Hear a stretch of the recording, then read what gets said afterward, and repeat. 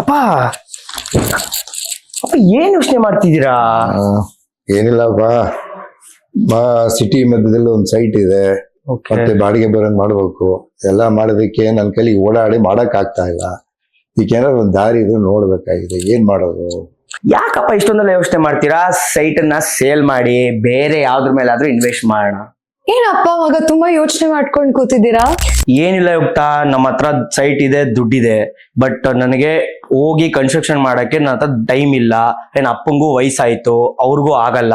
So ನಾನು ಬೇರೆ ಯಾವ್ದ್ರ ಮೇಲಾದ್ರೂ ಇನ್ವೆಸ್ಟ್ ಮಾಡೋಣ ಅಂತ ಅನ್ಕೊಂಡಿದೀನಿ. ಅಷ್ಟೇನಾ? ನಿನ್ ಪ್ರಾಬ್ಲಮ್ಗೆ ನನ್ನ ಹತ್ರ ಒಂದ್ ಸೊಲ್ಯೂಷನ್ ಇದೆ. ಒನ್ ಸ್ಟಾಪ್ ಸೊಲ್ಯೂಷನ್ ಅಂದ್ರೆ ನಕ್ಷಾ ಬಿಲ್ಡರ್ಸ್. ಇವರು ಕನ್ಸ್ಟ್ರಕ್ಷನ್ ಅಷ್ಟೇ ಅಲ್ಲದೆ ನಿಂಗೆ ಬಾಡಿಗೆಯವ್ರನ್ನು ಹುಡ್ಕೊಡ್ತಾರೆ. ಹೌದಾ?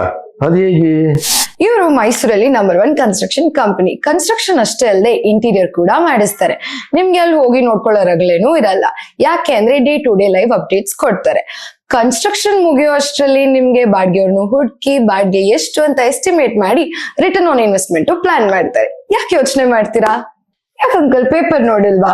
ಪೇಪರ್ ಅಲ್ಲೂ ಅಡ್ವರ್ಟೈಸ್ಮೆಂಟ್ ಬಂದಿದೆ ಅವ್ರದ್ದು. ಹೌದಾ? ಇದೆಲ್ಲ ಒಂದೇ ಕಡೆ ಆಗತ್ತಾ? ಹೌದು ಅಂಕಲ್, ಇಷ್ಟೆಲ್ಲ ಒಂದೇ ಕಡೆ ಆಗತ್ತೆ. ಹಾಗಾದ್ರೆ ಅವ್ರನ್ನ ಕಾಂಟ್ಯಾಕ್ಟ್ ಮಾಡೋಣ ಅದು ಕೂಡ್ಲೆ. ಖಂಡಿತ.